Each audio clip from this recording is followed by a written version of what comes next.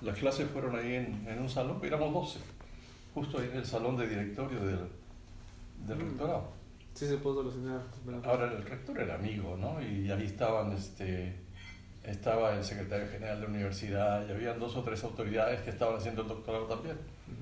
Entonces nos dieron todas las facilidades, me dieron un estacionamiento en la parte que está más cercana al edificio donde está el rectorado. Hicieron una rampa para que yo pudiera bajar y para que pudiéramos subir al ascensor del rectorado también hicieron una rampa. ¿Cómo es? No, o sea, a veces, bueno... Y yo no pedí absolutamente nada. Mis compañeros fueron los que pidieron y no pararon hasta que se hizo todo eso. Entonces, es un tema que no se planea en algunas horas.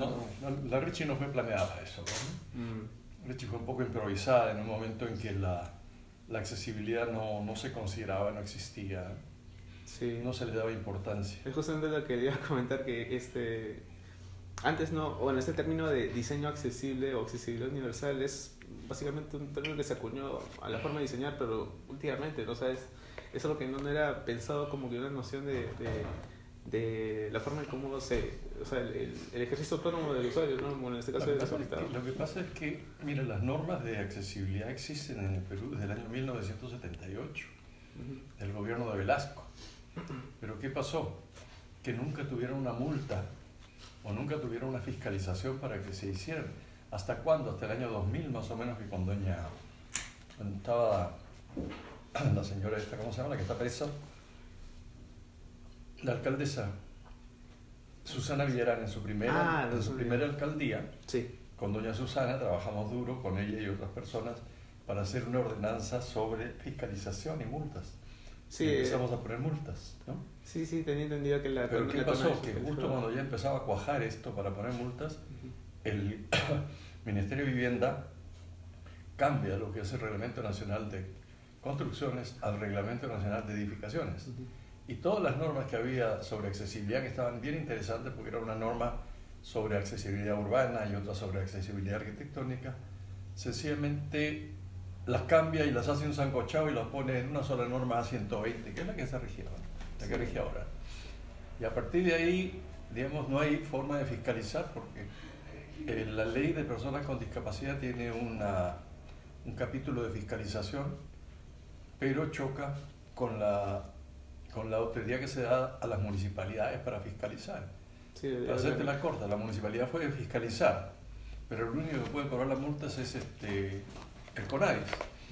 Entonces, ¿tú crees que una municipalidad pues, va a armar un equipo de 4, 5, 20 arquitectos para que vayan a fiscalizar y después decirle a CONADIS vengan y cobren las multas? Y de hecho es algo que debería ejercerse antes, ¿no? En el anteproyecto de una edificación para que pueda ser autorizada. Eso depende de la municipalidad. Si la municipalidad tiene una ordenanza sobre accesibilidad, normalmente se cumplen las normas y no se da licencia de construcción si es que no se cumplen las normas de accesibilidad. Más aún, la ley dice que si tú eres el gerente de desarrollo urbano y tú estás a cargo de la comisión esta que autoriza, si tú das una licencia que no se adecue a los términos de accesibilidad, te pueden hasta votar, sin más allá de las sanciones que te puedan poner, ¿no?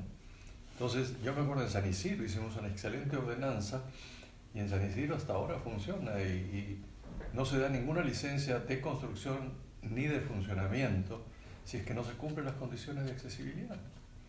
Pero eso es un tema político porque tiene que estar involucrado el alcalde. Justamente eso que menciona el tema político, bueno, antes de las recientes fiscalizaciones que se han ido ejerciendo, antes existían las famosas las resoluciones que eran dictaminadas por la Asamblea General, esas que hablaban de la accesibilidad para los discapacitados y que hacían mención a obligar a los estados para que lo ejerzan, incluso el Congreso lo ratificaba, ¿no?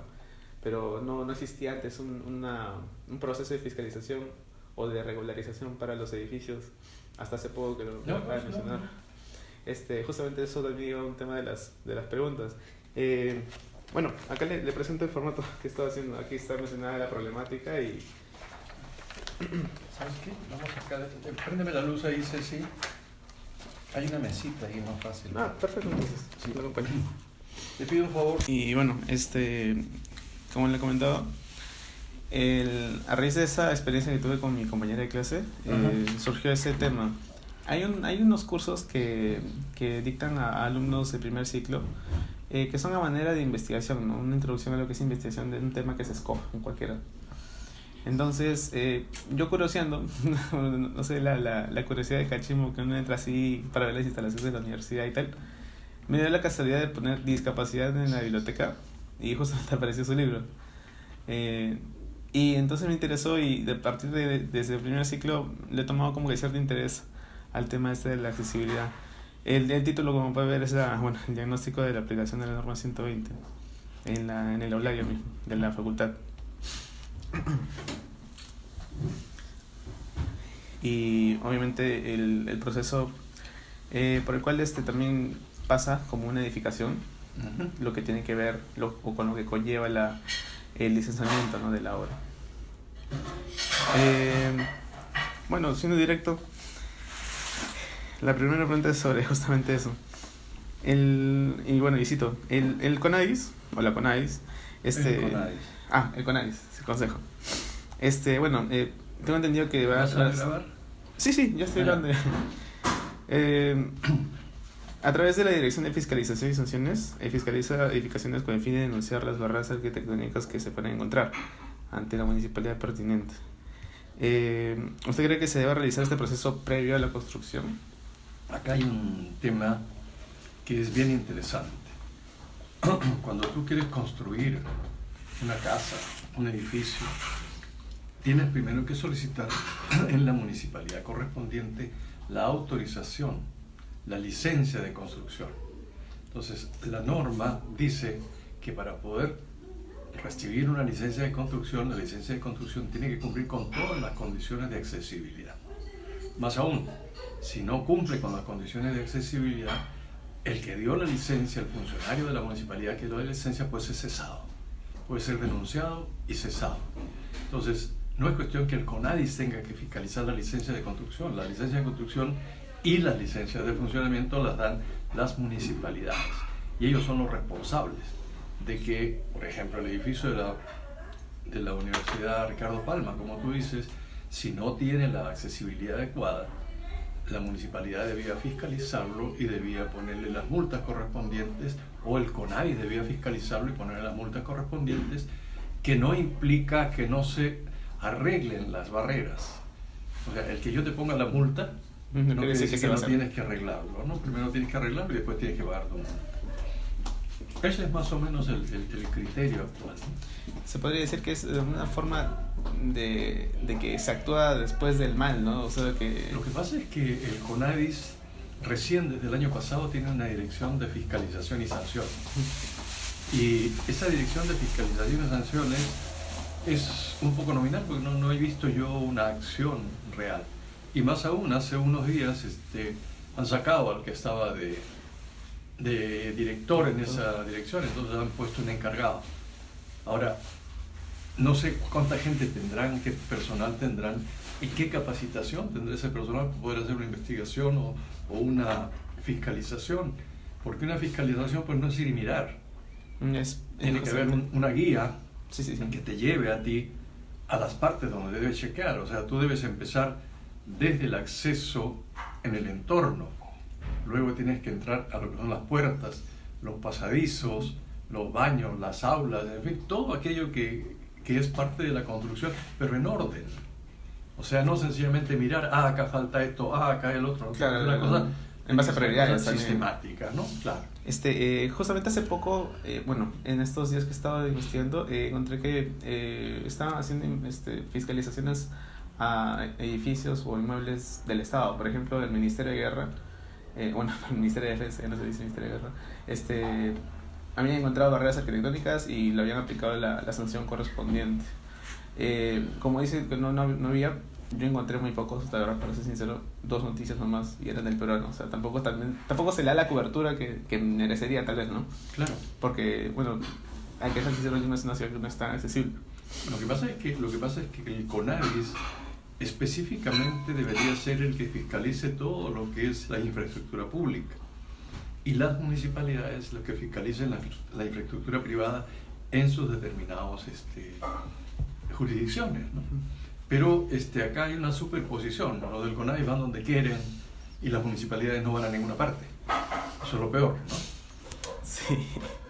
Es ya una cuestión de coordinación y de una programación entre organismos para poder llevar a cabo esto. Mira, la Defensoría del Pueblo hace como 10 años hizo una investigación de todos los edificios de todas las municipalidades y dio las disposiciones necesarias para que se pudiera hacer que todos estos edificios fueran accesibles, porque lógicamente hay que comenzar por casa, ¿no? ¿Cómo la municipalidad fiscaliza y pone multas si en la municipalidad no hay accesibilidad? Entonces, yo me acuerdo que me contrató a mí la Defensoría del Pueblo para hacer una guía para poder hacer las fiscalizaciones. Hice un muy buen trabajo que después al final lo transformé en el libro que tú debes conocer de discapacidad y diseño accesible, que estoy por sacar una segunda edición. Ah, qué interesante. Sí, justamente había actualizada, ¿no? Justamente había visto de sus investigaciones también para el Centro de Investigaciones, el Centro Especializado de Investigaciones del Congreso, que de por sí, o sea, los estudios de discapacidad o de diseño accesible acá en Perú nacen a partir de esos cambios primero en la ley general, claro, y que luego se refleja en la norma técnica, ¿no? Ahora, como le mencionaba antes de las resoluciones brindadas por la Asamblea General de las Naciones Unidas, la segunda pregunta va de acuerdo a esto. La Asamblea General declara diversas resoluciones, ¿no? Que dictan deberes como ejercer los derechos de los discapacitados y eliminar las formas de discriminación hacia ellos. Una de ellas es la libre circulación. ¿Cree que las mencionadas no son debidamente aplicadas en nuestro país, aún siendo ratificadas por el Congreso? La Convención por los Derechos de la Persona con Discapacidad es la culminación de una serie de documentos que se han venido haciendo años antes, ¿no? No es la primera disposición, sino que eso ya se hizo con una comisión y demoró como casi 8 años en hacerlo, hasta que en el año 2008 lo aprobaron y se puso la firma de todos los países para que los países lo firmen y lo ratifiquen en sus congresos. Entonces, la convención ha sido ratificada por el Congreso del Perú. Al ser ratificada por el Congreso del Perú se transforma en una ley de la República. O sea, tiene que cumplirse lo que ahí dice. ¿Qué pasa? Que siempre los gobiernos dicen no hay presupuesto. Esa es la disculpa, pero esa no es disculpa en realidad, ¿no? Tienen que darse las condiciones, las disposiciones y el marco normativo, sobre todo, para que esto funcione. Las disposiciones sobre discapacidad acá en el Perú, las normas son muy buenas, pero muchas de ellas ya son obsoletas, ¿no? Entonces hay que actualizarlas a los tiempos, hay que actualizarlas a la forma como estamos viviendo ahora. Sí, claro. ¿No? Ya no es como antes, que sencillamente tú querías subir a un avión y te deberían subir cargado por la escalera. Eso ya no se da, o no debe darse, o acá se da todavía. Sí, en realidad también es una forma de la vulnerabilidad de la dignidad, ¿no? Humana como una persona. Es una forma de discriminación, es una manera de discriminar. O sea, la falta de accesibilidad, la existencia de barreras que comienzan siendo arquitectónicas, pero al final terminan siendo barreras sociales, es una forma de discriminación. Ahora, la accesibilidad es un tema que comenzó hace muchos años, por los años 50. La comenzó un gringo, un arquitecto, Ronald Mays, que era un arquitecto que estaba en silla de ruedas. Sí, justo estaba escuchando su exposición en el colegio de arquitectos. Entonces, este Ronald Mays vivía en un mundo que no era para él. Entonces empezó a trabajar por la accesibilidad y consiguió hacer lo que se llamó, lo que se llamó el diseño para todos, o el diseño libre de barreras, porque era para eso, para quitar las barreras arquitectónicas. Pero eso fue en el 56, eso ha ido evolucionando. De ahí pasamos a lo que es el diseño para todos, y de ahí pasamos a lo que es el diseño universal, y ahora que vivimos en un mundo globalizado, estamos hablando de accesibilidad universal. Es decir, la accesibilidad no es para las personas con discapacidad. No, es... La accesibilidad es para todo el mundo.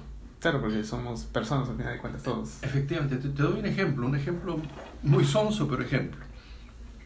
Tú vas por una calle y hay una rampa para bajar a la pista, ¿no? A la calzada. Te pones ahí a mirar quiénes usan esa rampa. Primero las damas que van con su cochecito de bebé. Después los chiquitos que van con sus maletitas del colegio que tienen rueditas. Los patines. Las personas de cierta edad que les es más fácil bajar por la rampa. Las damas embarazadas, ¿no? Las señoras que vienen jalando sus carritos del mercado. Los que están en skate. Ahora los que usan los famosos scooters. Sí. Los que andan en bicicleta. Y de repente, por ahí aparece una persona en silla de ruedas o una persona con muletas que también usa la rampa. Entonces, ¿para quién es la rampa? ¿Para la persona con discapacidad? Es para todos, ¿no? Entonces, en la misma forma, el criterio de accesibilidad universal es que las cosas deben ser adecuadas para todos. Si tú tienes un grupo de teléfonos, ¿no?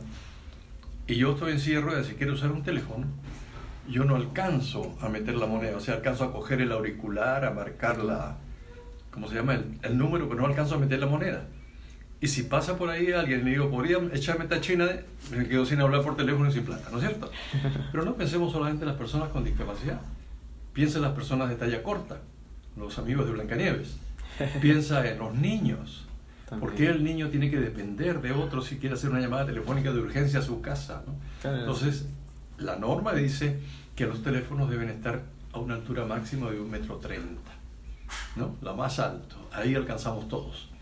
Pero acá todavía la norma dice que eso se da cuando hay baterías de 3 o 4 teléfonos, uno debe estar bajo. Sí. Una puerta. Imagínate esta puerta. Esta puerta, si es una puerta que se abre automáticamente, cuando yo llego, se abre y paso. Viene un flaco, pasa igual. Viene un gordo, pasa igual. Un niño, una dama, una mujer. Todo el mundo pasa igual, porque la puerta no discrimina. La puerta se abre para que las personas puedan pasar. Entonces, eso es accesibilidad universal. Y eso tiene que aplicarse no solamente a las barreras arquitectónicas, tiene que aplicarse a todas las actividades de la vida. Sí, salud, educación. Salud, educación, tiene que haber acceso a la salud, acceso a la integral. educación, acceso al transporte, acceso al deporte, acceso al trabajo. Es mucho. O sea, la accesibilidad universal es algo bien, bien complicado. Acá el Ministerio de Vivienda hizo hace 2 años un plan nacional de accesibilidad. Sí, 2018-2023. Sí. Yo participé ahí, yo validé eso, me contrató a mí la Organización Panamericana de la Salud para validar ese plan. Entonces, el plan es un buen plan. Lo que pasa es que, como yo le dije al director en esa época, que es mi amigo, que ya no está, esto, si no se aplica una estrategia para hacerlo cumplir, va a ser un excelente documento de buenas intenciones. Y hasta ahora es eso. Como una carta de amor, por decirlo así. Por decir así, pero hasta ahora no hay cambios, o sea, no se ha producido absolutamente nada, y eso establece varios criterios que deben cumplirse para mejorar la accesibilidad. No es para leerlo y pensar, sino ya está dispuesto. Ahora que hay que hacer la parte estratégica de cumplimiento. Ahí están las estrategias, ahí vienen ahora los objetivos de cumplimiento. Sí, la ejecución de la misma. Claro. Y bueno, justamente de lo que hablaba de la accesibilidad como en todos los rubros, esta norma que es la A120 es la que rige para entidades o edificios públicos y privadas para de uso público, como es el caso de ahora del Audario, ¿no? Obviamente todo proyecto pasa por una comisión técnica que la brinda, yo tengo entendido que la brinda el colegio, que son asignadas a municipalidades. Claro. Y acá viene la tercera pregunta. Dentro de las competencias requeridas para ser representante CAP en las comisiones técnicas, se hace mención de evaluar y verificar el cumplimiento de las normativas edificatorias. Ahora, si es evidente la eficiencia de la aplicación de la norma técnica A120, se debería asignar una especie, o mejor dicho, se debería asignar un asesor especializado para que se evalúen las condiciones de accesibilidad. Mira, normalmente el Colegio de Arquitectos todos los años, como este nombramiento creo que es por 1 año o por 2 años, no estoy seguro, hace un curso para todos los arquitectos que quieran postular a ser revisores, ¿no? Dentro de eso siempre a mí me llaman para tener toda una sesión sobre lo que es la accesibilidad, la discapacidad y las normas técnicas sobre accesibilidad. O sea, los arquitectos aprenden a conocer el tema, no es que no aprendan a conocer el tema. Lo que pasa es que si tú no eres usuario no te interesa, pues. O sea, la accesibilidad es algo que si existe, no te das cuenta. Yo acá entro a mi casa, has visto, esta casa no es accesible porque tiene que tener esa rampita, pero acá dentro de mi casa yo me manejo, las puertas son anchas, entro al baño, no tengo ningún problema. Entonces acá dentro de mi casa yo no me doy cuenta si es o no accesible. ¿Por qué? Porque no veo que me falte nada. En la universidad yo me manejo por toda la universidad con los ascensores, las rampas, qué sé yo, y puedo ir a todas partes. Entonces, que yo enseño, ¿no? Entonces la universidad para mí es accesible. Pero si voy, por ejemplo, como tú dices, al Ricardo Palma y quiero ir al auditorium, ¿cómo llego? Ahí está el problema. Cada vez que voy al auditorio me tienen que cargar o me tienen que bajar, ¿no? Entonces, esa es falta de accesibilidad. ¿Por qué? Porque no se ha tomado la cosa en serio. Y debe tomarse en serio desde el principio. Está probado que si un edificio tú lo diseñas de forma accesible y lo construyes de forma accesible, el costo pues puede ser que suba alrededor del 5%. Pero si el edificio lo haces y después te acuerdas que tienes que adecuarlo por accesibilidad, tienes entre un 18 y un 20% de gasto. A veces pues eso no lo tenía... Claro. Es que sí tiene sentido, ¿no? Porque de ahí tiene que, para empezar, especialistas, luego permisos de modificación de la obra y todo. Claro, por eso te digo, tienes que romper para volver a hacer, ¿no? En cambio, si lo haces desde el principio y lo diseñas bien, no vas a tener ningún problema. Ahora, hay sitios que también hay que tener un poco de criterio. Hay sitios que es imposible hacer rampas. ¿Por qué? Porque la vereda es tan angosta que no te permite hacer una rampa, ¿no? Entonces, en esos casos se utilizan soluciones inteligentes. Si son rampas como las que has visto acá. Sí. Son dos rampitas que yo las pongo ahí cuando las necesito, subo y las vuelvo a colocar al costado. No es lo mejor, pero es una solución. Sí. ¿No? Entonces, ¿cuántas veces subo yo a mi casa en el día? Máximo 4. No subo y bajo más de 4 veces. Pues vengo en la mañana que me voy a la universidad, en la tarde que regreso. De repente si salgo y regreso, son 4 veces al día.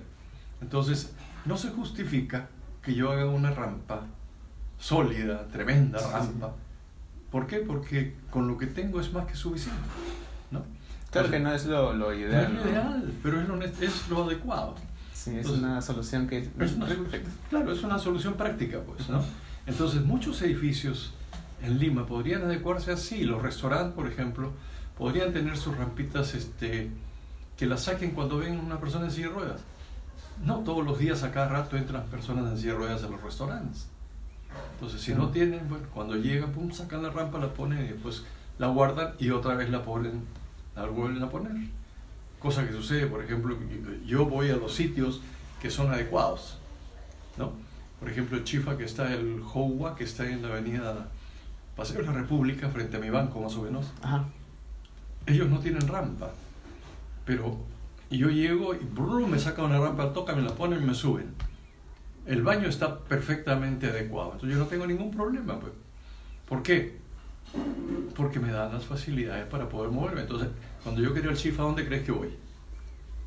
Voy a ese Chifa que tiene facilidades, o me voy al de acá, al San Juilao, que tiene un ascensor que me levanta, ¿no es cierto? Recién me di cuenta que tenía un elevador y he pasado tantas veces por la avenida. Esas son las condiciones que debe tener un establecimiento para atraer a la gente, porque al final las personas con discapacidad también somos consumidores. Obviamente. No van a tratar distinto a una persona, o sea, no se puede, no le van a cobrar menos, no le van a servir más, menos. Absolutamente, o sea, es cualquier absolutamente. Lo único que dice la norma es que debes tener una mesa reservada para personas con discapacidad, ¿no? O debes tener la forma de adecuarlo. Si yo voy, no tengo que ponerme a esperar ahí 1 hora, 2 horas, sino que tienen que adecuar una mesa. Sí, por ejemplo, la ubicación también, ¿no? No va a estar al fondo de la mesa del... Si me llevan y puedo pasar tranquilo, no pasó nada, ¿no? Si me llevan saltando por encima de los clientes, definitivamente no puede ser, ¿no? Y en el caso de la norma, por ejemplo, la norma es para la infraestructura pública, o sea, los edificios públicos, los edificios privados de uso público y para los edificios y condominios hasta el patio de ascensores. O sea, hasta las áreas de uso público, ¿no? Claro, hasta el patio de ascensores. Yo no te puedo obligar a ti que hagas tu casa accesible, porque es tu casa. Es ¿no? una buena. Pero sí te puedo obligar a que hasta el ascensor me hagas eso accesible, entonces yo puedo subir al ascensor. Claro, aplica hasta el acceso, a la vía pública, por decirlo así, ¿no? Claro. O a su acceso más cercano a su entorno. Y en el caso de la infraestructura de uso público, ellos sí deben tener todas las características, ¿no? Claro, porque son prestas servicios. ¿Por qué? Porque las tiendas, los restaurantes, los supermercados, los centros comerciales, todo eso deben ser adecuados. ¿Para qué? Para que tú puedas desempeñarte bien. Por ejemplo, yo voy siempre a comprar al Real Plaza, creo que se llama uno, que está en Angamos con... ¿La dirección? No, con Tomás Marzán. Open Plaza. Open Plaza, sí. Open Plaza. El Open Plaza es un sitio perfecto. Tienes estacionamientos en todos los niveles, tienes ascensor, tienes baños. Los baños son muy mal hechos, pero por lo menos hay, ¿no? Y todas esas cosas, ¿no? ¿Por qué? Porque como tú no eres usuario, cuando eres arquitecto, diseñas el baño como tú crees que debe ser. Entonces no sabes qué tengo que hacer yo para acercarme a un baño. ¿Cómo hago yo para pasarme de mi silla al baño? ¿Por qué? Porque yo tengo que usar el baño como lo usan las damas, ¿no? No hay una forma que yo pueda usar el baño, digamos, lanzando el chorro para adelante. Narco. Entonces, esas cosas son las que los arquitectos no las saben. Entonces, le ponen 2 barandas acá. Entonces yo llego y ¿qué hago con esas 2 barandas? Tengo que pararme, darme la vuelta y yo no me puedo parar. Tengo que poner mi silla de costado, pero una de las barandas no me deja hacerlo. Entonces, hay una serie de condiciones que están en la norma y que dice cómo se deben adecuar estas cosas. Igual, a qué distancia debe estar el inodoro de la pared, ¿no? Si el inodoro está más lejos al eje de 48 centímetros, yo me acerco y no alcanzo a agarrarme de la baranda con mi mano. Entonces, o me voy a donde el ¿cómo se llama? Al traumatólogo que me alargue el brazo, o una ampliación. Una ampliación de brazo, ¿no? Entonces, esas son las cosas que, para lo que se necesita que haya un usuario que pueda asesorar, que pueda ayudar a las personas, y eso lo podrían hacer todos los arquitectos, porque la ley dice que todas las universidades deben tener cursos sobre accesibilidad. El SUNEDO hasta ahora no lo está fiscalizando. Y no solo de arquitectura, tiene que ser en todos aquellos, digamos, de actividad humana que tienen que ver con las personas con discapacidad. Y su desarrollo. Ingeniería, arquitectura, los técnicos, los paramédicos, los radiólogos, todos los que trabajan con personas con discapacidad, además de los médicos, ¿no? Y justamente como mencionaba de los arquitectos que no sienten esa necesidad o que diseñan en base a lo que creen, no es que no hayan las herramientas, hay estudios, básicamente, incluso los que usted ha hecho, que es una gran ayuda, ¿no?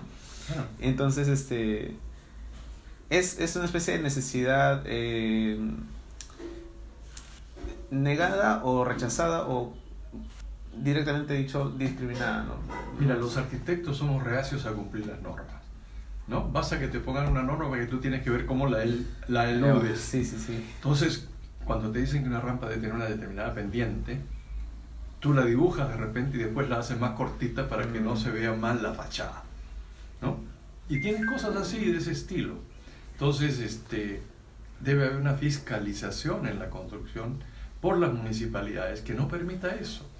Si la municipalidad autoriza una licencia con un buen plano, tiene que asegurarse de que el que lo construye bien. Esa es una de las, digamos, condiciones. Y por el otro lado, hay que crear conciencia en los arquitectos que algún día, Dios no lo quiera, ellos pueden estar en la misma condición y necesitar eso que algún día no quisieron hacer, ¿no? Eso hay que enseñarle a los arquitectos. Y bueno, básicamente como estudiante me gustaría que existiera un curso, bueno, en realidad el tema de la accesibilidad universal debería estar impregnada en lo que debería ser el diseño como curso, ¿no? Lo que yo he planteado siempre en la universidad donde yo estudio y lo seguimos es que cuando los arquitectos hacen talleres, ¿no? A partir de los edificios ya de mediana complejidad, no casas ni casas Unifamiliares, y familiares, lo que sé yo, sino cuando ya empiezan a hacer edificios, cuando empiezan a hacer centros comerciales y todo este tipo de cosas, se debe hacer accesible, ¿no? Y ellos chequean por accesibilidad, ¿no? ¿Por qué? Pues a mí a cada rato me van a consultar los estudiantes cómo se hace. Yo les he dado mi libro, ¿no? Lo he puesto en internet para que todo el mundo lo vea. Es un gran gesto por su parte. Y lo hice casualmente con esa idea de mandarlo a los gobiernos regionales, a las municipalidades, imprimí un montón y se fueron para todas partes. Lo que pasa es que como acá en el Perú somos individualistas, tú eras jefe, recibías el libro, cuando te ibas te lo llevabas, pues no lo dejabas ahí para los demás. ¿De acuerdo? Entonces por eso que lo puse en internet, para que el que lo necesite lo vea. Pero la segunda edición ya no la voy a poner en internet. O sea, la voy a poner en internet, pero para que alguien la compre, el que quiera. No, sí, eso, bueno, a la espera entonces de la segunda edición. Sí. Bueno, y justamente hablando de la obtención de obra, la obtención de licencia de obra, ya yendo más adentro, se inspeccionan obviamente todos los planos de las disciplinas, ¿no? Estructuras eléctricas, sanitarias. ¿Cree que debería hacerse un estudio sobre accesibilidad universal al anteproyecto, con el mismo carácter que se evalúan esas disciplinas? Eso es implícito en la ley, eso es implícito en la norma. O sea, igual como haces tú una evaluación de lo que es el aire acondicionado y todas las cosas que se usan en el agua, desagüe, electricidad, también tienes que hacer un estudio sobre la accesibilidad. Eso es obligatorio y eso lo tienen que hacer, y eso lo hacen en algunas municipalidades que tienen ordenanzas sobre accesibilidad. Lo que pasa es que depende pues del revisor, depende del arquitecto que está ahí a cargo de eso, y depende del jefe que está a cargo de eso, que normalmente también es un arquitecto, a veces es un ingeniero, ¿no? Claro. Pero lo que pasa es que no hay una conciencia que te haga poner a ti en la piel del otro, en los zapatos del otro. Y además también deben haber irregularidades definitivamente, ¿no? En las obtenciones de licencias. Te creo la dificultad para venderte la facilidad. Esa es la ley de la coima. Gran dicho. ¿No? Sí. Entonces, eso sucede. Yo no sé en qué partes, no te puedo decir que sucede en todas partes, pero generalmente cuando tú no puedes solucionar algo, siempre hay alguien que te vende la solución, ¿no? Ayúdame para ayudarte. Sí, claro. Es la triste realidad de los pues. procesos que tenemos ahora como gestión. Bueno, he indagado un poco sobre la encuesta, la primera encuesta nacional especializada sobre discapacidad, que fue hace unos aproximadamente 7 años, y mencionaba de que el 88.9% de la población discapacitada no reconoce los derechos a su favor. Entonces, en base a esto, ¿cree que una mayor presión social sobre los derechos del discapacitado influiría en un proceso más riguroso para la obtención de licencia? Mira, esto tiene que ver con la forma como se ha tratado a las personas con discapacidad a lo largo de la historia. En la época antigua, hasta en la época de la Biblia, tú ves cómo vivían las personas con discapacidad. Los ciegos estaban mendigando, el paralítico se arrastraba, a los niños deformes en Grecia los tiraban del monte Taigeto. Entonces había una política de eliminación de la gente con discapacidad. Eso empezó a cambiar ni siquiera en la Edad Media, ya a finales de la Edad Media, cuando comenzó el Renacimiento, ya empezaron a haber instituciones que se preocupaban de las personas con discapacidad. Y cuando empezó a cambiar en mayor forma fue después de la Primera Guerra Mundial, ¿no? Cuando la gente se dio cuenta que regresaban un montón de lo que llamaban mutilados de guerra. Claro. Y esta gente que había dado un brazo, un ojo, una pierna o un pedazo de su cuerpo por su patria, no podían abandonarlos. Entonces se crearon comisiones para que los rehabilitaran, o sea, los pusieran otra vez para que se pudieran valer por sí mismos, ¿no? Eso fue lo que se llamó el modelo médico. Pero ese modelo médico era un modelo que tenía que hacer con la persona, o sea, yo era el problema. La sociedad no interesaba. Después vino el modelo social. El modelo social es el modelo que dice, no, yo no soy una persona con discapacidad porque estoy sentado en una silla de ruedas. Yo soy una persona con discapacidad porque la sociedad no me da las condiciones necesarias para que yo me pueda desempeñar en igualdad de condiciones que los demás. A final de cuentas, claro, es el efecto de los demás sobre la persona. Y el concepto actual es el concepto de derechos. Es decir, no es que tú tengas que hacer cosas para mí, es un derecho que yo tengo como solo por ser persona humana, de tener las mismas oportunidades que tú tienes y las mismas condiciones que tú tienes para poder desempeñarme en la vida. Sí, porque es independiente de las condiciones en las que uno está. Independiente de la discapacidad, de la funcionalidad que tú tengas, tú tienes que tener una sociedad que te ofrece los caminos adecuados para que tú te desempeñes. Entonces, eso incluye lo que es la accesibilidad universal, el derecho al trabajo, el derecho a la salud, el derecho a la educación, y eso implica pues muchas cosas. El derecho a la salud implica hospitales adecuados, protocolos adecuados, ¿no? Sitios especializados.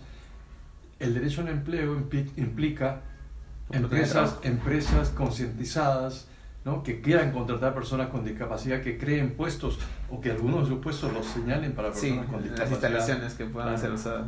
Que se adecúen en la infraestructura. El derecho al deporte. Has visto ahora que en los Juegos Panamericanos muchas de las cosas se han hecho accesibles a medias, pero por lo menos es un gran avance, ¿no?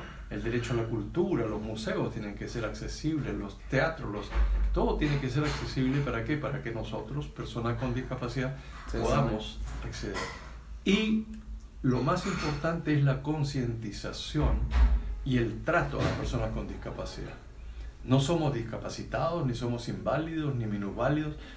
La Convención de las Naciones Unidas plantea ese nombre. Eso apareció antes de las Naciones Unidas, pero ya en la Convención de las Naciones Unidas se oficializó el nombre personas con discapacidad.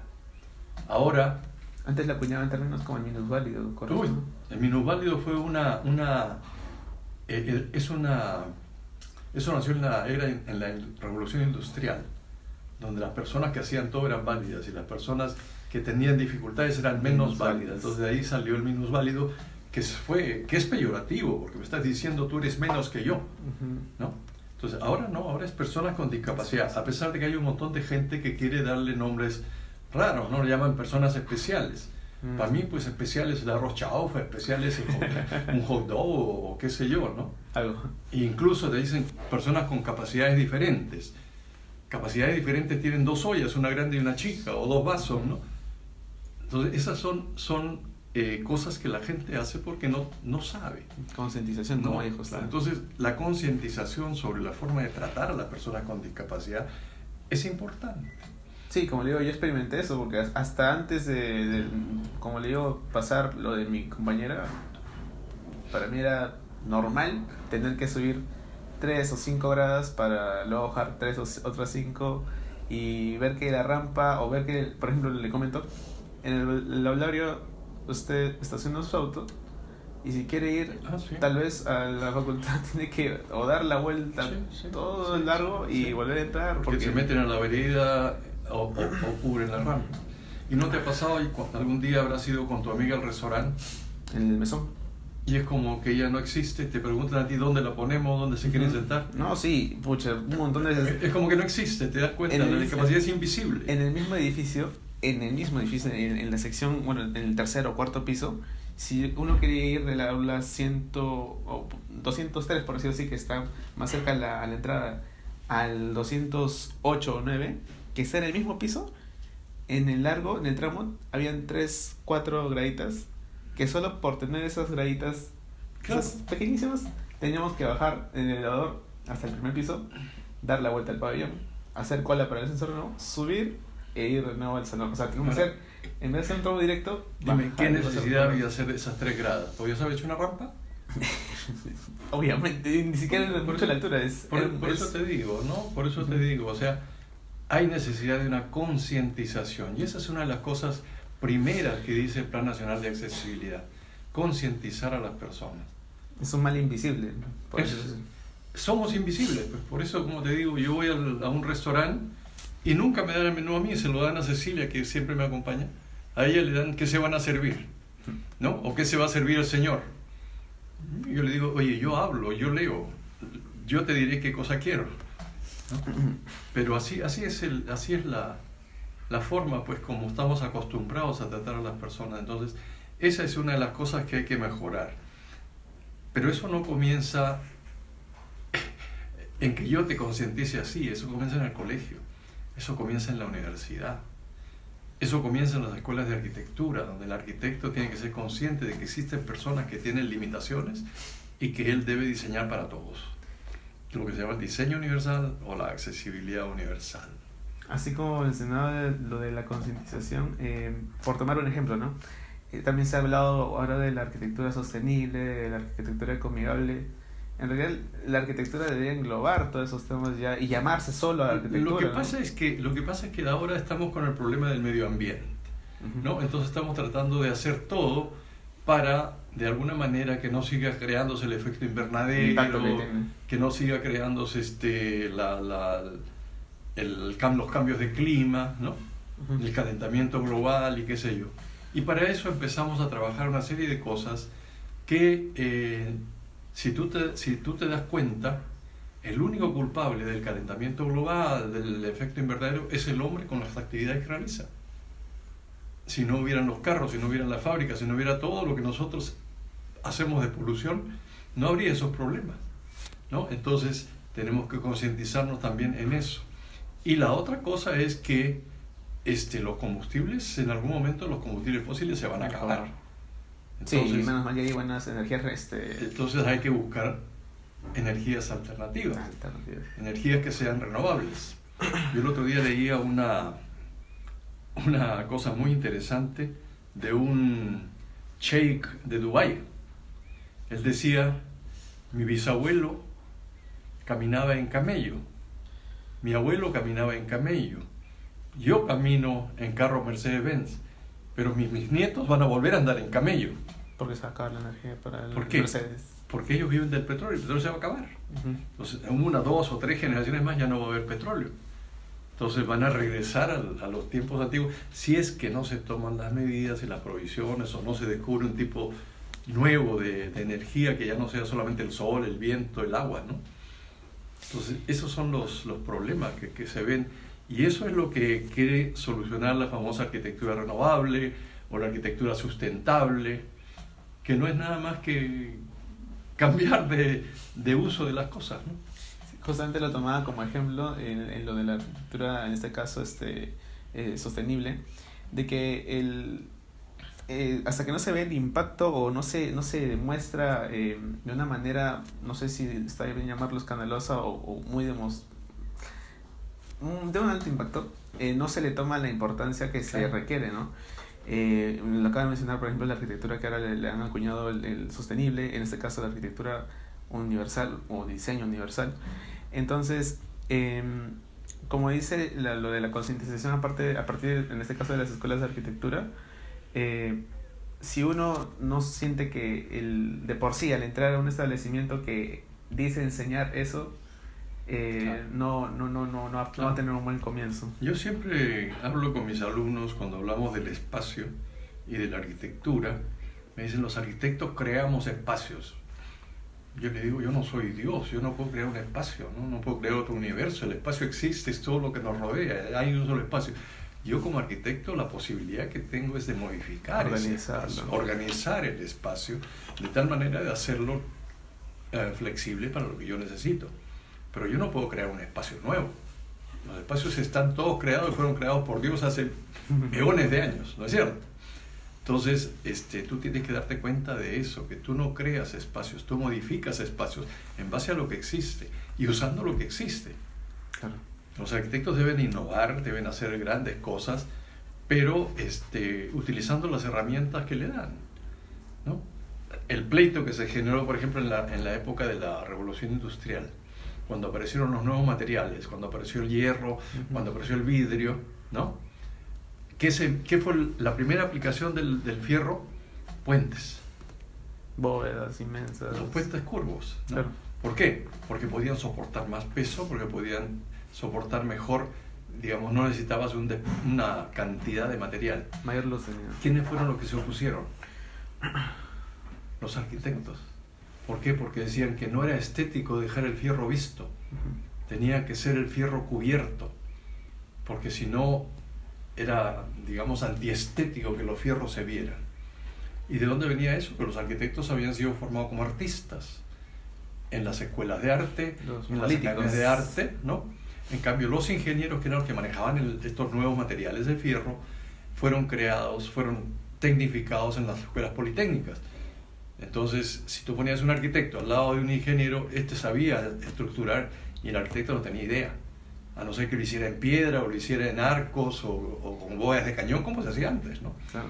Entonces, ahí empezó el pleito que terminó cuando los arquitectos se dieron cuenta que tenían que tecnificarse, que no había otra alternativa. Y no dependemos de los ingenieros. ¿Por qué? Porque el arquitecto debe ser un técnico, no te digo yo que sea un calculista de estructuras, pero debes tener un precálculo por lo menos en la cabeza o en las fórmulas necesarias para que tú puedas diseñar sin que te tengan que corregir después. Justamente hablaba con un arquitecto hace poco que desde hace unas décadas se ha tenido esa mala costumbre de asignar al ingeniero que diseñe lo que yo le propongo, ¿no? Diseñe estructuralmente lo que yo le proponga. Y que él creía que ese era el problema del cual ahora hay ese pequeño conflicto entre los ingenieros o arquitectos, que de por sí siempre hubo, ¿no? De que el arquitecto diseñaba lo que él creía conveniente y era parte de lo que el ingeniero veía, cómo lo construía. Y como dicen, zapatero a tus zapatos. Zapatero a tus zapatos. Zapatero a tus zapatos. De la época de Vitruvio, siglo I antes de Cristo, él decía que la arquitectura descansa sobre 3 pilares. El primer pilar le llamaba la venustas, o sea, la belleza. El segundo pilar era la firmitas, o sea, la firmeza, la estructura. Y el tercer pilar era el uso, su funcionamiento. Han pasado ¿cuántos siglos? Y seguimos hablando de que un edificio tiene que ser bonito, bien estructurado y funcional, ¿no? Hemos pasado por un montón de vueltas cuando el funcionalismo era lo más importante, cuando la estética era lo más importante, pero desde el momento que aparecieron los nuevos materiales estructurales, la estructura de los edificios se ha transformado en la parte básica. En la parte básica, porque eso cambió la arquitectura. Eso cambió totalmente la arquitectura y generó los rascacielos y generó todo lo que se hay ahora. Si no hubiera pasado eso en la revolución industrial, no existiría Dubái, no existiría todo lo que existe ahora, ni existirían los edificios de no sé cuántos pisos que se están dando en el mundo, ¿no? Entonces, el arquitecto, si bien es cierto que diseña, necesariamente tiene que tener al costado un estructuralista que le ayude. Yo no te digo que me voy a tirar en las manos del estructuralista. Para eso es lo que se llama la colaboración, la cooperación. Yo prediseño y el estructuralista me corrige si es que estoy mal o ratifica lo que yo he hecho si es que está bien, ¿no? Ese es el tema. Lo que pasa es que somos muy orgullosos. Queremos que lo que nosotros decimos tiene que ser, y eso tiene que ser, porque si eso no es, no sirve. Entonces, hay que ser humilde, ¿no? Hay que ser humilde y hay que saber reconocer que no puedes saber todo. Es imposible que sepas todo, ¿no? Tiene que haber la humildad suficiente para reconocer que tienes algunas limitaciones y, como yo siempre he dicho, ¿no? La mejor cualidad de un gerente es poder contratar asesores que sean más inteligentes que uno. Porque si yo voy a contratar gente mediocre o gente que es menos inteligente que yo, es lo mismo que ¿qué me van a asesorar? Claro. Sí, sencillamente van a hacer chicheñor.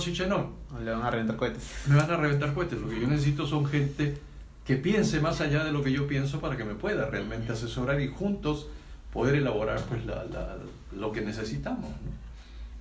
Me quedo con esta gran frase que usted dijo en una exposición, que lo bueno para un discapacitado es lo bueno para todos. Por eso te digo, por eso yo lo hago eso siempre con el ejemplo de la rampa, ¿no? Lo que es bueno para las personas con discapacidad es bueno para todos. Y en mi vida yo tengo un eslogan que siempre que está en mi página web, dice que el hombre triunfa cuando logra hacer de sus peores problemas sus mejores oportunidades. Entonces, para mí, el estar en una silla de ruedas no ha sido un problema. Ha sido una oportunidad para conocer otras cosas. Y en la medida que vas teniendo tus problemas, esos problemas tienes que dar la vuelta y transformarlos en unas oportunidades que te hagan crecer. Porque si tú te echas a morir por un problema, los problemas ¿tienen solución o no tienen solución? Si tienen solución, se van a resolver. Si no tienen solución, no se van a resolver. Uno crece a partir de sus fracasos, ¿no? Claro, el camino al éxito es un camino de fracaso, de tropiezos, hasta que tú logras el éxito. Esa es la ley de la vida, ¿no? Y bueno, como conclusión final, ¿cree que debería implementarse una concientización, pero de una manera rigurosa? Yo soy un académico, yo creo en el conocimiento. Entonces yo creo que lo que hay que hacer es impartir el conocimiento para que la gente lo asimile. Yo no te puedo obligar a ti a aprender, claro, pero te puedo motivar a aprender. Te puedo dar razones por las cuales tú tienes que hacer las cosas, ¿no? Pero de ahí a que te diga, esto lo tienes que hacer porque si no te pongo multa, lo harás una vez y la vez siguiente vas a estar viendo cómo le sacas la vuelta. claro. No te concientizo, ¿qué te digo? No te hago responsable de tus actos en una forma adecuada. Entonces lo que tú me dices, sí, debe haber una concientización, una capacitación, y eso en el caso de las arquitecturas y las ingenierías debe ser en la universidad, porque ahí es donde tú aprendes. Tú aprendes a ser arquitecto en la universidad, no en tu casa ni en la calle. Aprendes a ser arquitecto en la universidad. Y si no te enseñan ahí, ¿dónde? Si no investigas ahí, ¿dónde? En el campo recién. Cuando salgas al campo recién, había que hacer edificios accesibles. ¿Y ahora qué hago? ¿Ahora qué hago, no? Vamos a buscar al profesor Huerta para que nos dé su libro. Así que... Es ya el tema de impartir desde la raíz. Yo también creo que desde los primeros ciclos debería tomarse a la persona con discapacidad como un usuario que debe desarrollarse en armonía y con el entorno del proyecto que uno... Yo pienso que debe haber un curso de accesibilidad básico, claro, ¿no? Claro, donde te expliquen no solamente que hay normas, sino que te expliquen por qué hay normas. Uh-huh. O sea, ¿por qué una rampa tiene que tener 8%? No es porque a alguien le gustó, es porque yo 8% lo puedo subir solo. Claro, claro. Más que eso necesito a alguien que me ayude. Lo que se necesita es el desarrollo autónomo de la persona. Entonces, lo que se necesita es eso, que se enseñe por qué se suceden las cosas, ¿no? Y luego, a partir de ahí, que en todos los proyectos que la universidad haga y donde corresponda hacer condiciones de accesibilidad lo hagan. Y haya un especialista, un arquitecto especialista en accesibilidad que pueda viajar por todos los talleres, haciendo, pues, digamos, o que todos los talleres tengan un arquitecto que tenga una especialización en accesibilidad para que pueda, digamos, ayudar, ¿no? No tienen que ser todos los arquitectos especialistas. Es imposible que todos seamos especialistas en tensionadas, que todos seamos especialistas, pues, en lo que sea. Es justo lo que dijo hace un momento, ¿no? Del gerente, por ejemplo, que claro, tiene que tener a alguien que sepa más que él. Claro, para que ayude, ¿no es cierto? Entonces, en la universidad debería darse eso, que haya personas a las cuales se pueda acudir para estas cosas y que haya un curso general, como dice la norma, como dice la ley, de accesibilidad para todas las personas que estudian arquitectura. Y ese es el tema, no hay otra cosa. Como estudiante de la universidad, no, hasta ahora no he estado tal vez enterado, si es que alguna vez vino a la universidad el tiempo que llevo estudiando, ¿no?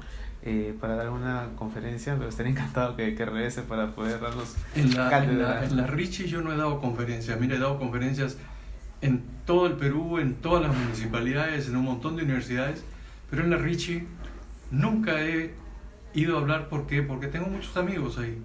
Entonces no vayan a hacer que crean que estoy pidiéndoles un favor. No. O que creo que me llamen para que me paguen. Yo nunca cobro por mis charlas. No, sí, incluso veo que usted forma parte de una ONG, ¿no? Que es Health and Hope. Health and Hope, yo fui presidente de Health and Hope.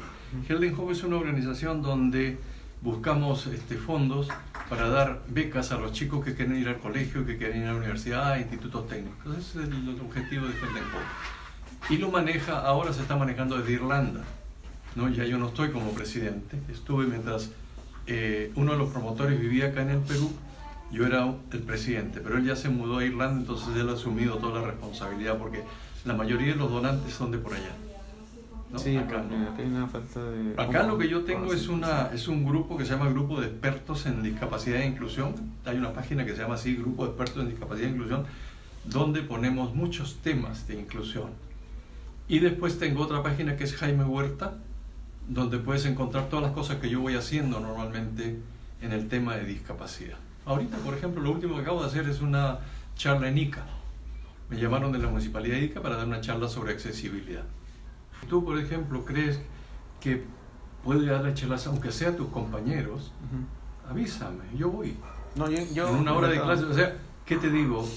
Si hay 10 personas y concientizamos a 2, esos dos van en algún momento a darse cuenta qué pasa, ¿no? Entonces yo no estoy ahí en plan de que necesito multitudes, porque cuando hay un auditorio de 200 personas, 100 están mirando el teléfono, 100 están pensando en las musarañas y 50 te escuchan.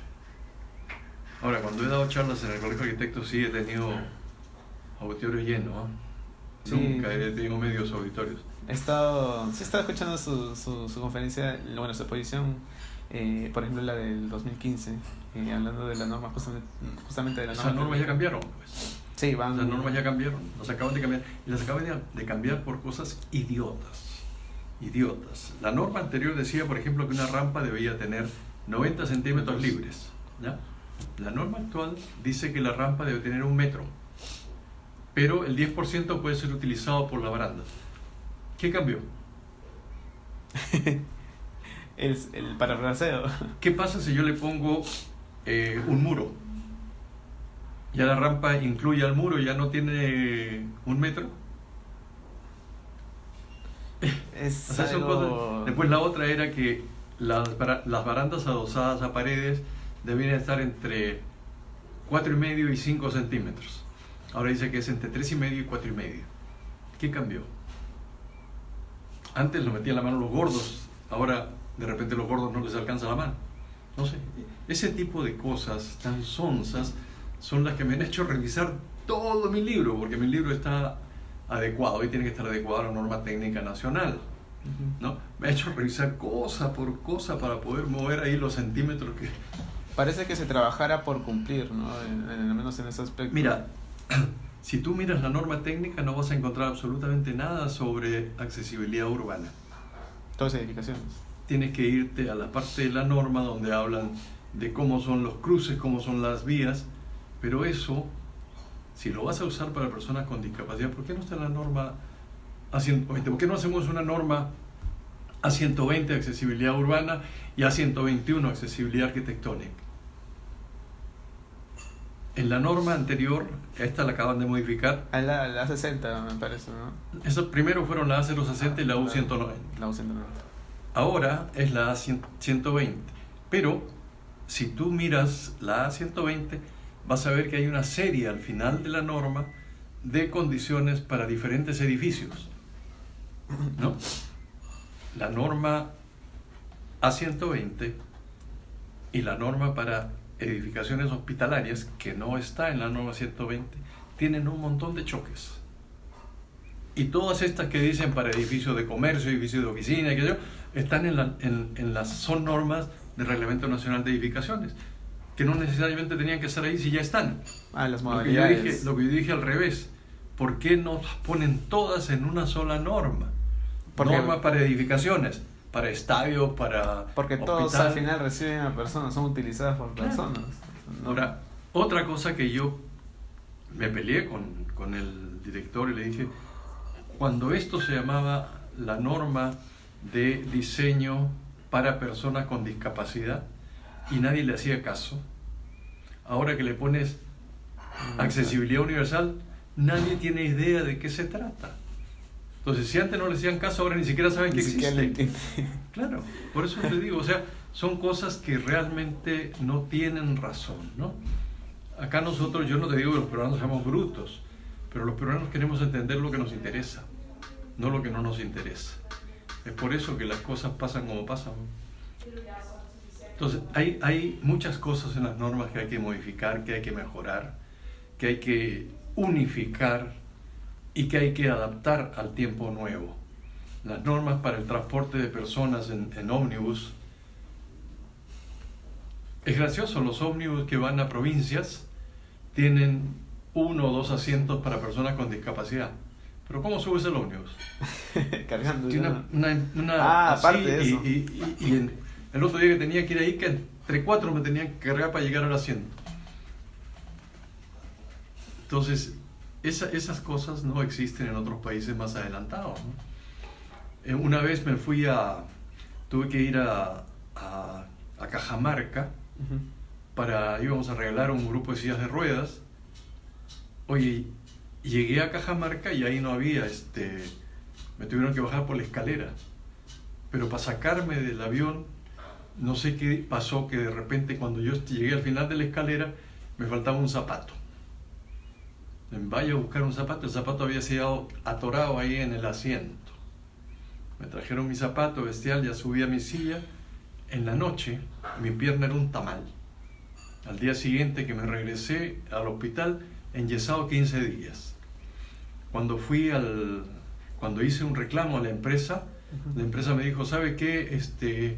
La norma todavía no está reglamentada, entonces como no está reglamentada no la podemos aplicar. Suena un poco incoherente. Suena muy incoherente. Claro, ¿qué haces tú ahí? Nada, gritar. Desarmado, claro, no tienes nada, pues si la ley está contra ti, ¿qué vas a hacer, no? Echa la ley, echa la trampa. Echa la ley, echa la trampa, tú lo dices. Bueno, queda entonces el compromiso de la concientización como diseñadores. Te autorizo a publicar lo que queda de esto, yo no... Todo lo que te he dicho es... Yo encantado. Este material va a quedar en... problema. Bueno, este material por temas de requisitos va a estar público en YouTube.